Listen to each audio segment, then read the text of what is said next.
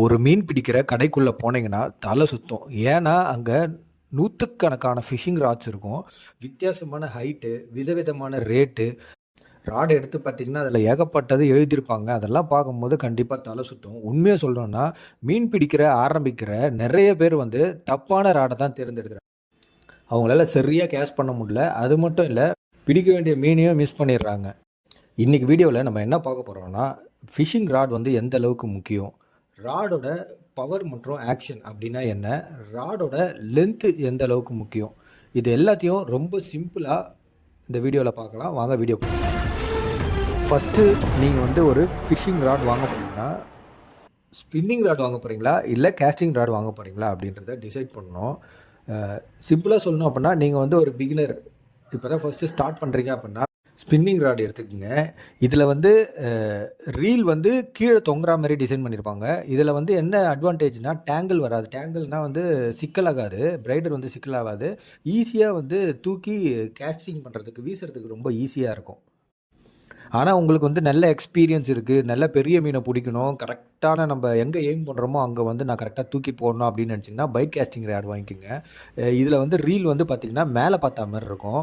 ஆனால் இதில் வந்து கற்றுக்கிறது கொஞ்சம் கஷ்டம். நீங்கள் கற்றுக்கிட்டீங்க அப்படின்னா ரொம்ப ஈஸியாக இருக்கும் இந்த ராடு. நெக்ஸ்ட் வந்து ராடு வாங்கும்போது கவனிக்க வேண்டிய 2 விஷயங்களை பற்றி பார்த்துலாம். ஒன்று வந்து பார்த்திங்கன்னா பவர், இன்னொன்று வந்து ஆக்ஷன். இது ரெண்டுமே வந்து வேறு வேறு.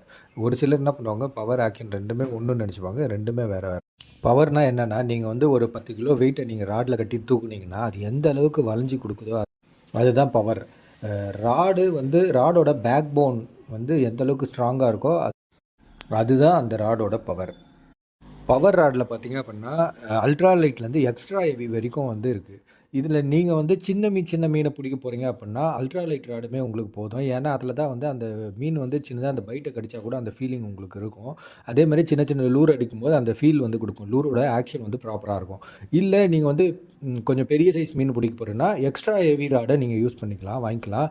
நீங்கள் வந்து சின்ன மீன் பிடிக்கிறதுக்கு வந்து எக்ஸ்ட்ரா ஹெவி ராடை நீங்கள் யூஸ் பண்ணிங்கன்னா, சின்ன லூர் போடும்போது அதோட ஆக்ஷனே இருக்காது. ஆக்ஷன் வந்து ரொம்ப புவராக இருக்கும். மீன் வந்து அந்த அளவுக்கு கிடைக்காது. அது மட்டும் இல்லை, நீங்கள் பைட் போட்டிங்கனாலும் மீன் வந்து கடிக்கும்போது அந்த மீன் கடிக்கிற அந்த ஃபீல் வந்து அந்த ராடில் கிடைக்காது. வெறும் கல் மாதிரி இருக்கும் ராடு. அப்போ வந்து உங்களுக்கு வந்து அந்த எஃபெக்டே இருக்காது. இதுவே நீங்கள் வந்து ஒரு பெரிய மீனை பிடிக்கிறீங்க அப்படின்னா, அதுக்கு வந்து எக்ஸ்ட்ரா ஹெவி ராடு இல்லைனா ஹெவி ராடு உங்களுக்கு போதுமானதாக இருக்கும். ஏன்னா அப்போ தான் அந்த மீனை பிடிச்சி உங்களால் தூக்க முடியும். அதே மாதிரி நீங்கள் அடிக்கிற லூரோட வெயிட்டும் வந்து கொஞ்சம் அதிகமாக இருக்கும். அப்போ வந்து அதுக்கேற்ற மாதிரி ஆக்ஷனும் கரெக்டாக இருக்கும். பெரிய மீன் அடித்தாலும் அது உடையாமல் நல்லா வந்து உங்களுக்கு லிஃப்ட் பண்ணி கொடுக்கும்.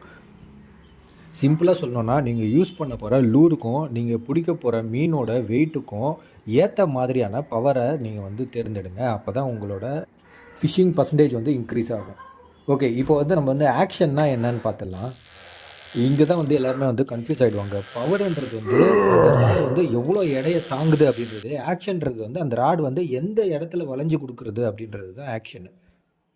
ராடோட டிப்பில் மட்டும் வளைஞ்சு கொடுக்குது அப்படின்னா அது வந்து ஃபாஸ்ட் ஆக்ஷன் ராடு. இதில் வந்து சென்சிட்டிவ் வந்து ரொம்ப அதிகமாக இருக்கும். அதாவது மீன் வந்து சும்மா தட்டிச்சினாலே உங்கள் கையில் வந்து மீன் தட்டுறது தெரியும்.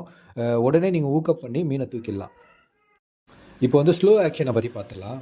இந்த ராடு வந்து ஸ்டார்டிங்லேருந்து சென்டர் ஆஃப் த ராட் இருக்குல்ல, அந்த நடுப்பகுதி வரைக்கும் நல்லா வளைஞ்சு கொடுக்கும். இது வந்து ஆக்சுவலாக பார்த்திங்கன்னா ஒரு ஷாக்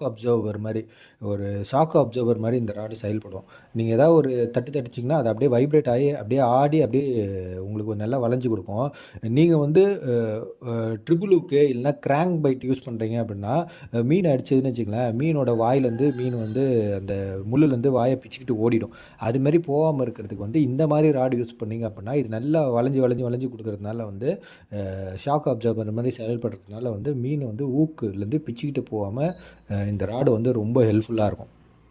ஓகே, இப்போ என்னென்னா பவர்னா என்ன, ஆக்ஷன்னா என்னன்ட்டு உங்களுக்கு ஓரளவுக்கு புரிஞ்சிருக்கும்னு நினைக்கிறேன். நெக்ஸ்ட் வந்து லென்த்தை பற்றி பார்த்துடலாம். லென்த்து எந்த அளவுக்கு முக்கியம் அப்படின்றத பற்றி பார்த்துடலாம். ஓகே, இப்போ வந்து ராட் வந்து லென்த்தாக இருந்ததுன்னா உங்களோட நீங்கள் அடிக்கிற லூர் வந்து நல்லா காற்றெல்லாம் கிழிச்சிக்கிட்டு ரொம்ப லாங் டிஸ்டன்ஸ்க்கு வந்து உங்களால் கேஸ்டிங் பண்ணுற முடியும். அப்போ எதுக்கு சின்ன ராட்லாம் விற்கிறாங்க, அப்போ நான் பெரிய ராடே வாங்கிட்டு போய்டுவேனே அப்படின்னு நீங்கள் கேட்கலாம்.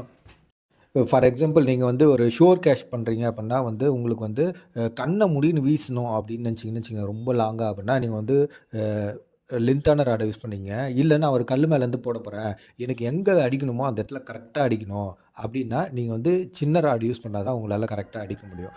துல்லியமாக நீங்கள் கேஸ்டிங் பண்ண போகிறீங்க அப்படின்னா கண்டிப்பாக அதுக்கேற்ற மாதிரி சைஸ் சின்னதாக இருந்தால் தான் உங்களால் துல்லியமாக அடிக்க முடியும்.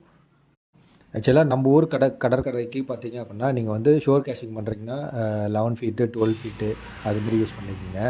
லூர் அடிக்கிறதுக்காக சொல்கிறேன். இல்லை நான் கல் மேலேருந்து அடிக்க போகிறேன் அப்படின்னா வந்து 8 ஃபீட் 9 ஃபீட் 10 ஃபீட் இருந்ததுன்னா போதும், கரெக்டாக இருக்கும். ஓகே, இப்போ வந்து நெக்ஸ்ட்டு நம்ம என்னென்னா வந்து எந்தெந்த சூழ்நிலைக்கு என்னென்ன ராடு வாங்கலாம் அப்படின்றத பார்க்கலாம்.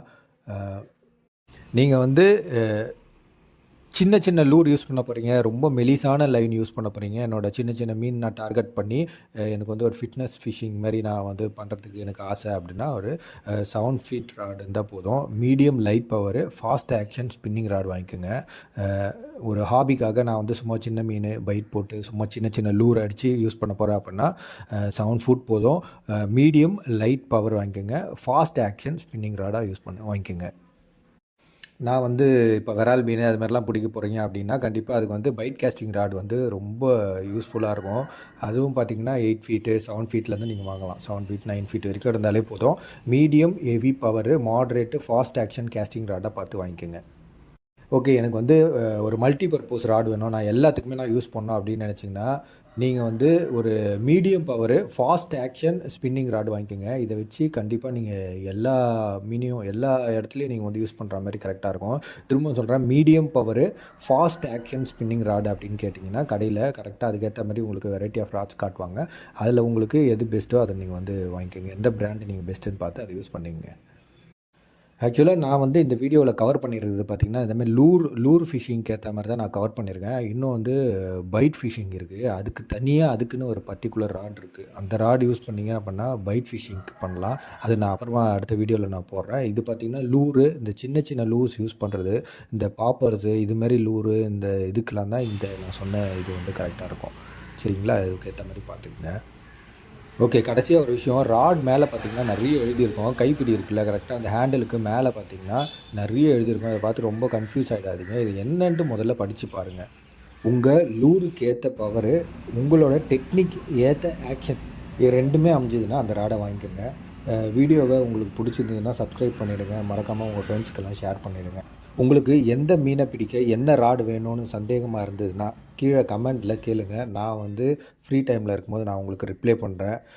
சரியான ஃபிஷிங் டேக்கிள்ஸ் வாங்குங்க, நிறைய மீனை பிடிங்க. அடுத்த வீடியோவில் பார்க்கலாம். தேங்க்ஸ் கைஸ், பாய்.